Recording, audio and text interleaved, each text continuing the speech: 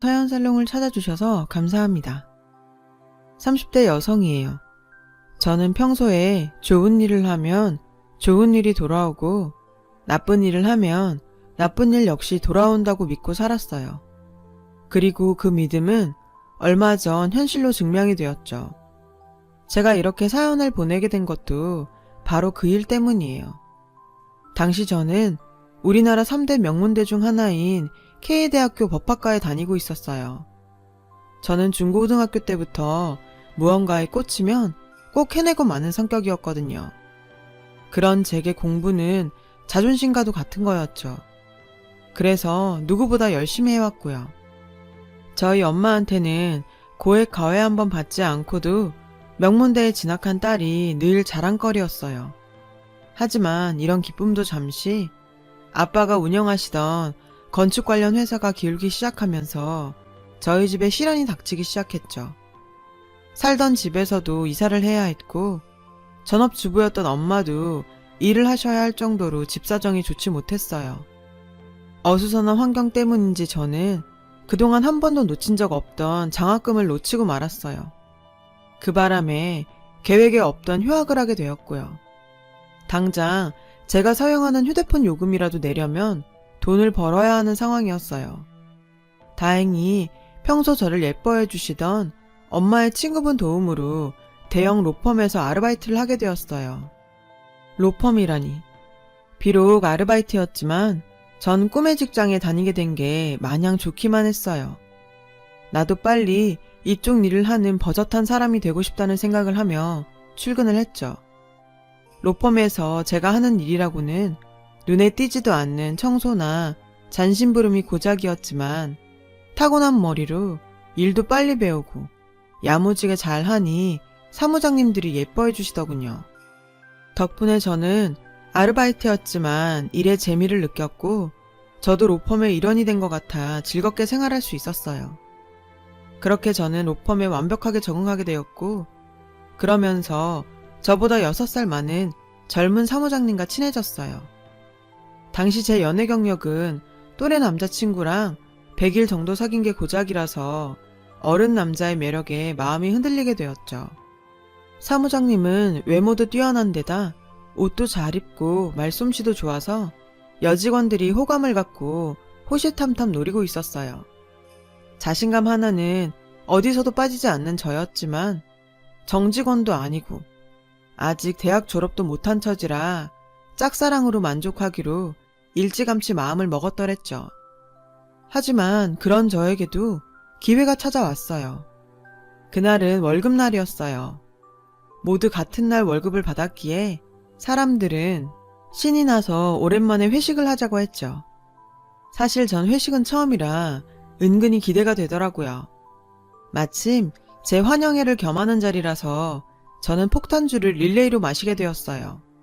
그 바람에 화장실 변기를 잡고 한참을 씨름해야 했죠.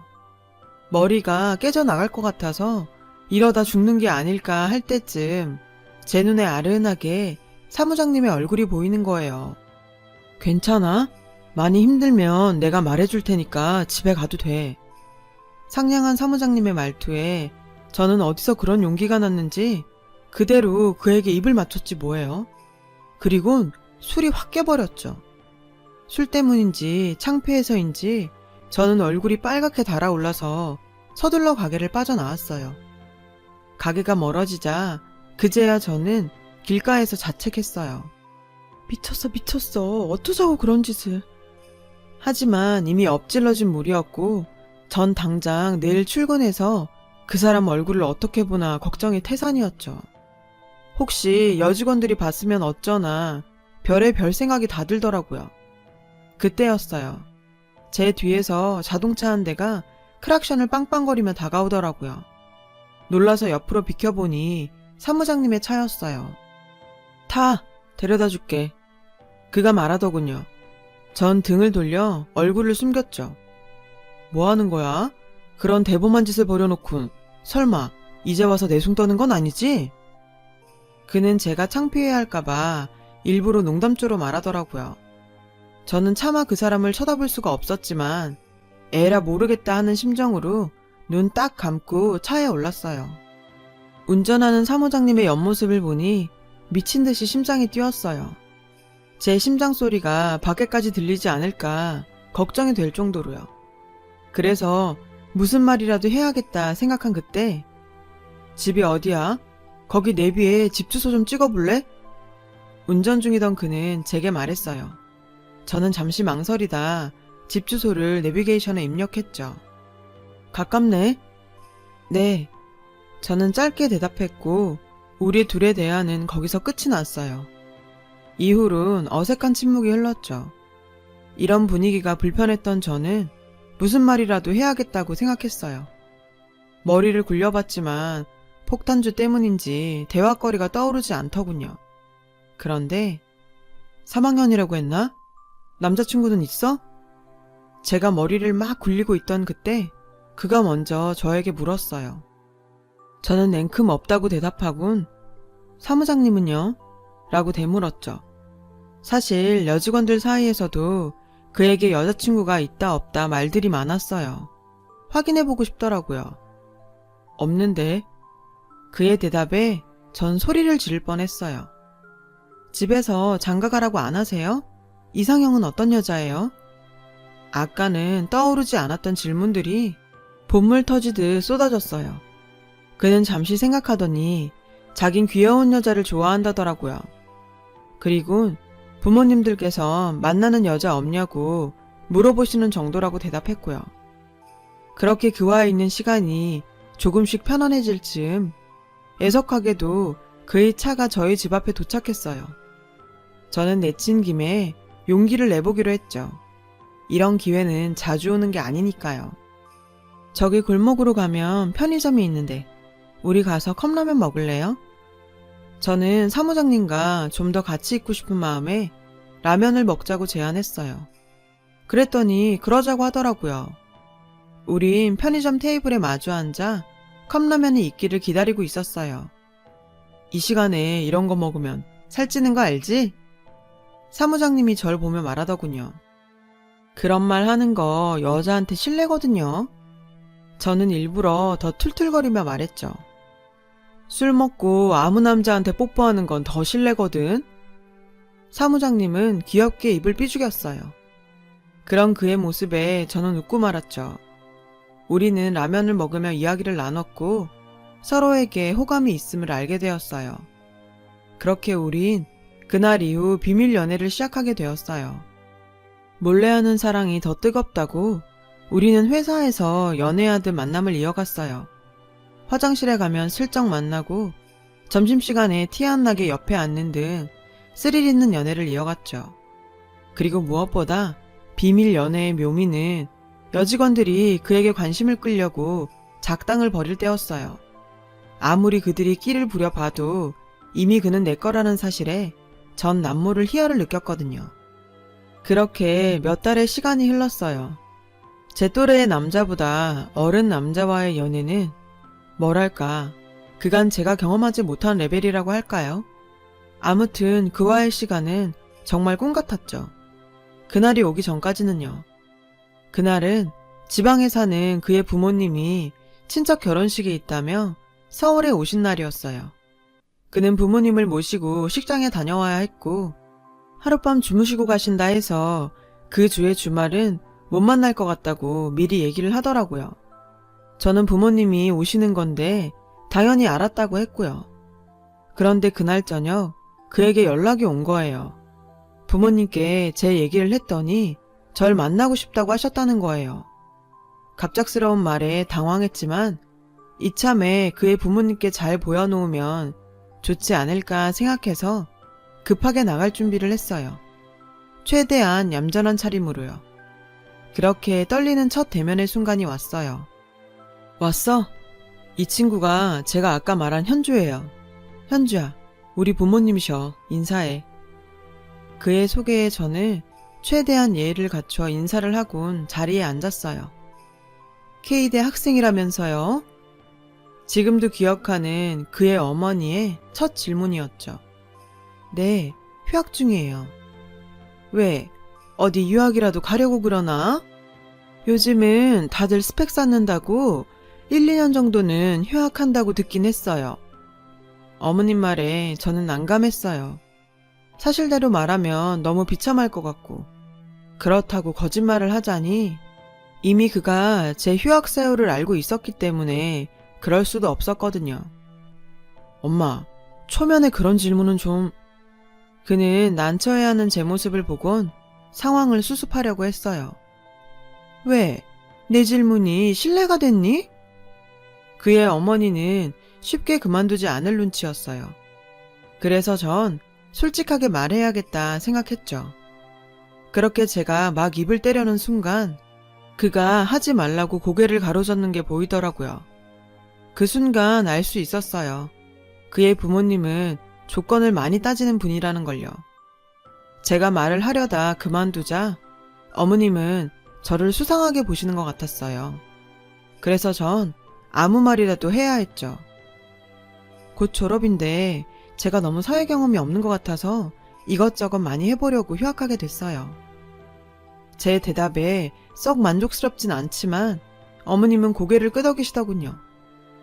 저는 그런 어머님과 아버님을 보며 제 자신이 초라하게 느껴졌어요. 나중에 안 사실인데 그의 부모님은 지방 중심가에 건물을 가지고 계실 정도로 경제력이 있는 분이셨어요.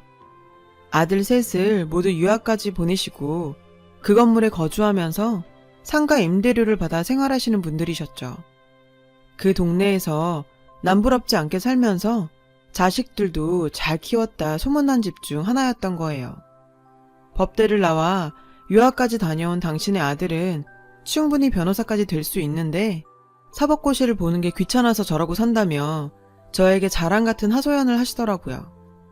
좋아하는 남자의 어머니 말씀이니 듣고 있었지만 조금 힘들었죠. 주말이 지나고 로펌에 출근한 저는 일부러 남친 근처에 가지 않았어요. 저의 태도에 제가 삐진 것을 알아차린 그는 제 눈치를 보며 미안하다고 온갖 손짓을 다 했죠. 그런데 설상가상으로 그 모습이 여직원들 눈에 딱 들어가고 만 거예요. 방금 뭐야? 내가 뭘 본 거지? 저는 드디어 올 것이 왔구나 싶었어요. 저는 탕비실로 끌려가 언니들한테 둘러싸인 채 질문 세례를 받았고 무슨 치조라도 당한 양 기가 쪽쪽 빨리고서야 자리로 돌아올 수 있었어요. 자리로 돌아와 보니 그가 두고 간 듯한 마카롱 상자가 놓여 있었어요. 그리고 그날 밤 퇴근 후 그에게 귀에 딱지가 앉을 정도로 사과를 듣고 마음을 풀기로 했어요. 그날 이후 로펌에는 우리가 만난다는 사실이 쫙 퍼졌어요. 간혹 짓궂은 장난의 대상이 되긴 했지만 걱정했던 것보다는 나쁘지 않았어요. 은근히 그런 상황을 즐길 정도로요. 하지만 이런 상황을 즐기고 있는 저와는 달리 남친은 힘든 시간을 보내고 있었죠. 탕비실을 지나다 남친과 어머님의 통화 소리를 듣게 되었거든요. 전화기 밖으로 어머님 목소리가 들리는 바람에요. 어머님께선 남친이 결혼 상대를 찾아도 모자랄 판에 절 만나 시간 낭비를 한다며 무척 화가 나셨더라고요. 당장 헤어지라고 하시는 목소리가 밖으로 쩌렁쩌렁하게 들릴 정도였어요. 저는 숨을 죽인 채 통화를 엿들었어요. 그동안 아무것도 모르고 혼자만 신났던 제가 한심했고 남친한테 미안한 생각이 들더군요. 그 순간 5만 가지 생각이 들었어요. 헤어져야 하나 말아야 하나. 결국 전 남친한테 휴게실에서 하는 통화 소리를 들었다고 말했어요. 왜 그동안 혼자 힘들었냐고 물었더니 저까지 힘들게 하고 싶지 않아 그랬다고 알게 해서 미안하다고 하더군요. 거기까진 괜찮았어요. 그런데 갑자기 복학하려면 등록금이 얼마나 필요하냐고 묻는 거예요. 저는 그게 왜 궁금하냐고 되물었죠. 그랬더니 제가 자기 부모님한테 인정받을 만한 조건을 갖추면 좋을 것 같다는 거예요. 그래서 졸업이라도 자기가 시켜주고 싶다고요. 저는 그의 말에 너무 놀랐어요. 제 등록금을 대신 내준다니. 대신 내준데도 받을 생각 하나도 없었지만 정말 생각도 못한 일이었고 그 정도로 나를 좋아하나 싶어 감동을 받았죠. 그런데 학자금 대출을 받는 건 어때? 갚는 건 내가 도와주더라도. 아니다. 그냥 여기 아르바이트 그만두고 과외를 하는 건 어때? 내가 소개할게. 그게 훨씬 더 많이 벌 수 있잖아. 안 그래? 너무 적극적으로 어필하는 그 모습에 좀 전에 감동이 채 가시기도 전에 실망스럽더라고요. 저의 있는 모습 그대로를 좋아한다고 생각했는데 이제 와선 자기 부모님이 인정할 조건을 갖추라니 저는 너무 어이가 없었어요. 조금 전 제 등록금을 내준다는 말에 감동했던 제가 너무 한심하게 느껴지더라고요. 그는 제가 말이 없자 기분이 상했다는 걸 알았는지 자신은 저랑 결혼까지 생각하고 있어서 한 말이지 다른 뜻은 없다며 진심으로 미안하다며 사과를 하더군요. 오죽하면 이 남자가 이런 생각까지 했을까. 돈 없는 서름을 처음으로 절절하게 느끼는 순간이었어요. 저는 그 뒤 대학 등록금을 마련하기 위해 아침부터 초저녁까지 남친이 있는 로펌에서 아르바이트를 하고 저녁엔 과외를 시작했어요. 저녁마다 수업이 있어서 그와 만나는 시간은 줄었지만 졸업장을 따야 했기에 정말 열심히 돈을 벌었어요. 집에도 아주 조금이나마 더 보탬이 될 수 있어서 좋기도 했고요. 그러던 어느 날이었어요. 과외 받는 학생이 독감에 걸려서 아주 오랜만에 시간이 생겼지 뭐예요. 모처럼 그와 데이트를 해야겠다 생각한 저는 남친한테 전화를 걸었어요. 만나서 뭘 할까 생각하면서요. 그런데 전혀 예상하지 못한 그의 어머니가 대신 전화를 받지 뭐예요. 어머니, 안녕하세요. 놀란 저는 사람들도 많은 거리에서 핸드폰에 대고 허리 숙여 인사했어요. 마침 연락하려고 했는데 잘 됐네. 우리 전에 만났던 가게에서 만날까? 저는 결코 좋은 소리를 듣지 못할 거란 걸 알았지만 어쩌겠어요. 어머님이 나오라니 나가야죠. 그런데 약속 장소에는 어머니뿐만 아니라 낯선 여자도 같이 있더라고요.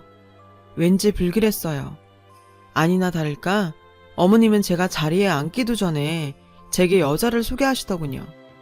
빨리 왔네? 인사해라. 우리 승현이랑 결혼한 애다. 그 말에 전 멈칫했어요. 어머니 옆에 앉아있던 여자는 제게 자신의 명함을 내밀며 말하더라고요. 어머니께 얘기 많이 들었어요. 그 여자 명함에 교수라는 두 글자가 선명히 보이더군요. 생각지도 못한 상황에 전 할 말을 잃었어요. 어머님은 제게 너 따위는 내 며느리가 될 수 없다는 걸 말하고 싶으셨던 거죠. 이제 알았으면 적당히 빠지라는 남친 어머니의 속내가 선명히 보였어요.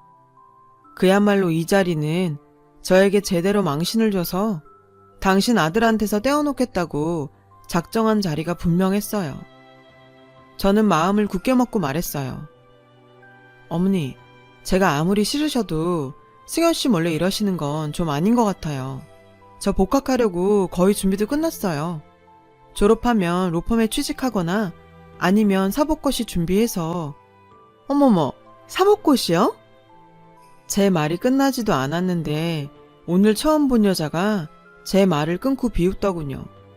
저는 불쾌해서 그 여자를 노려봤어요. 생각 같아선 한 대 치고 싶었죠.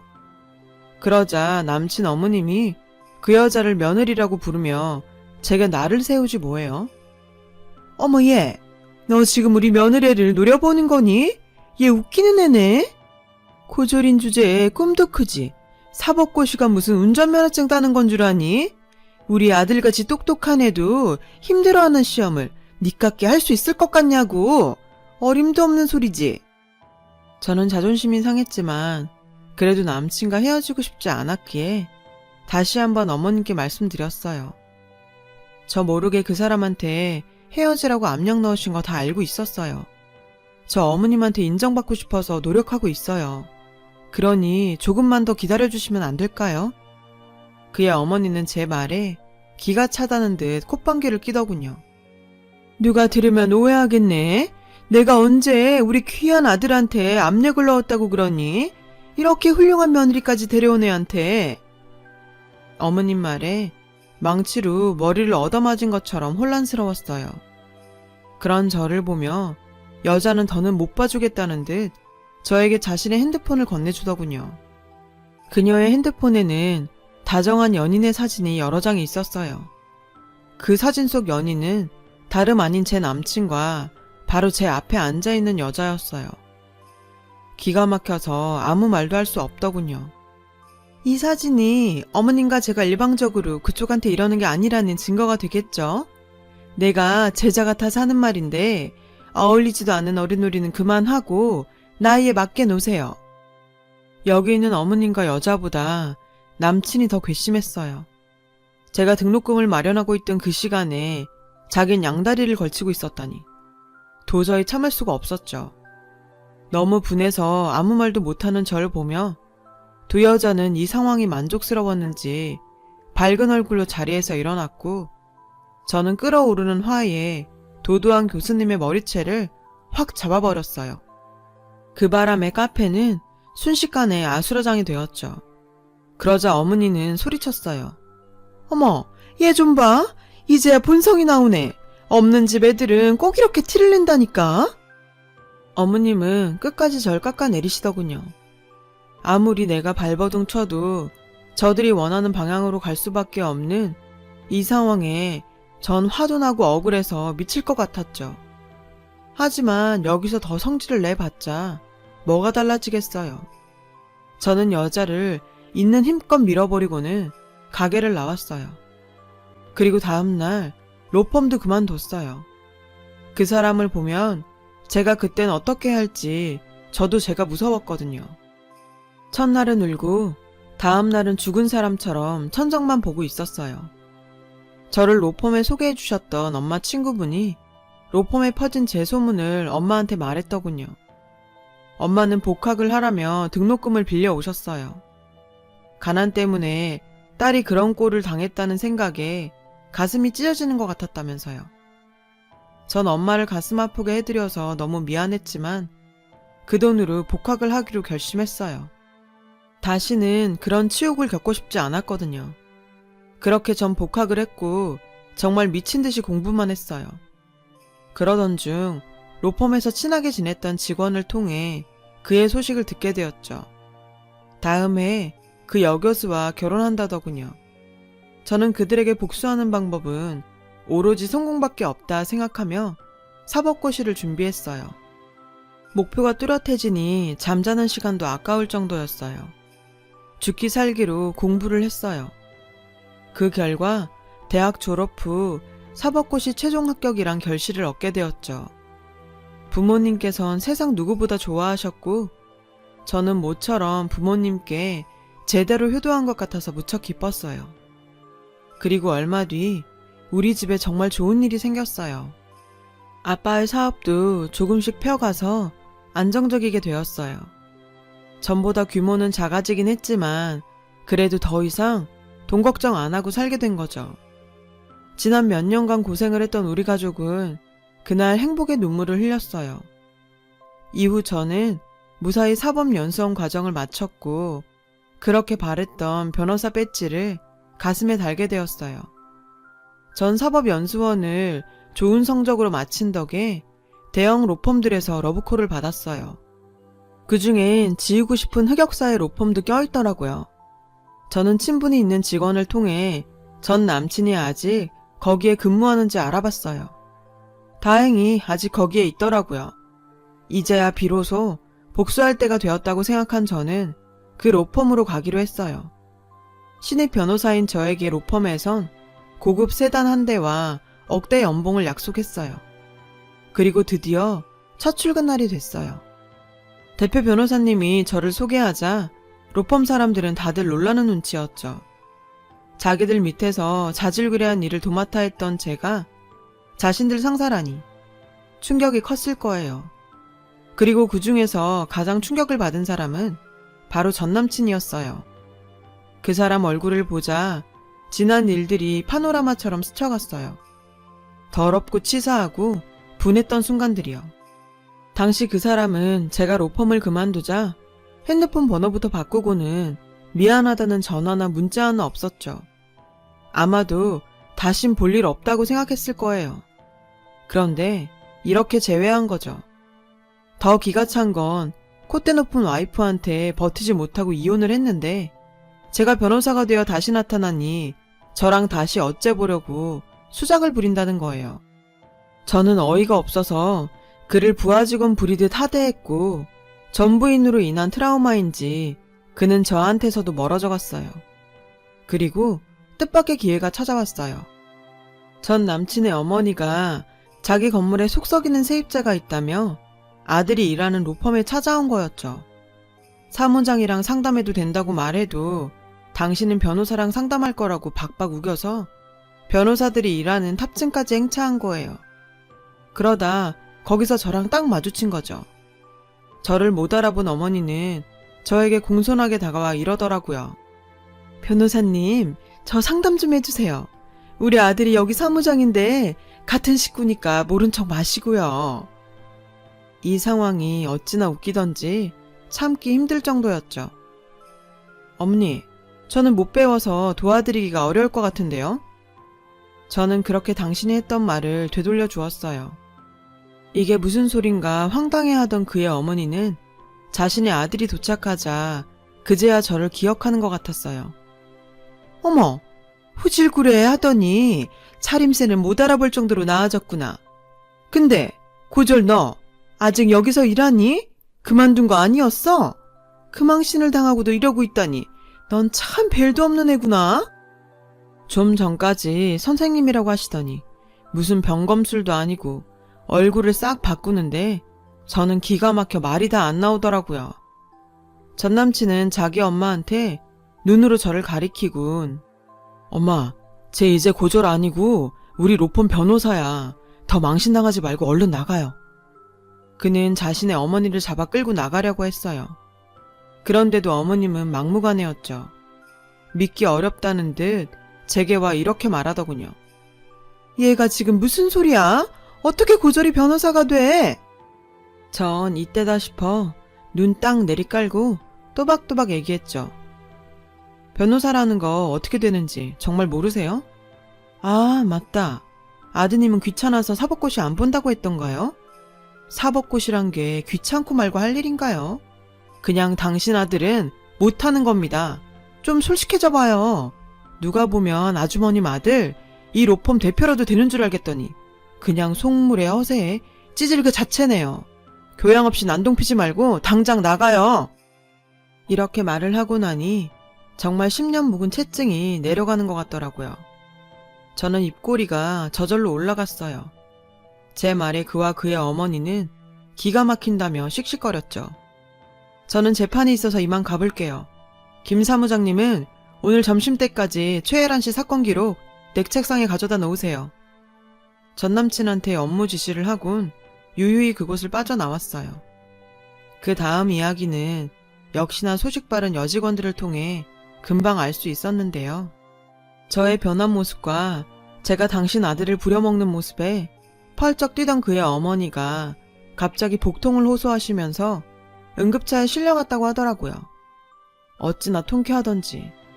그리고 그 달이 끝날 무렵 전 남친은 일신상의 이유로 사표를 냈어요. 그 이유 소식은 저도 알지 못하고요. 처음엔 복수로 시작했던 변호사 일이 밀려드는 사건에 정신없이 살다 보니 전 남친 소식 따위는 신경 쓸 겨를도 없었거든요. 지금 저는 다른 로펌에 더 좋은 조건으로 이직을 준비하면서 꿀같은 휴가를 보내고 있어요. 너무 오랜만에 쉬는 탓인지 잠시 잊고 있던 옛 생각이 떠올라 이렇게 긴 글을 적어보게 되었네요. 제 얘기를 들어주셔서 감사드리고요. 여러분 가정에 행복한 일 가득하시길 바래요. 여러분, 사연 댓글에 응원과 현명한 조언 부탁드려요. 좋아요와 구독은 저에게 큰 힘이 됩니다. 오늘도 좋은 일 가득하세요.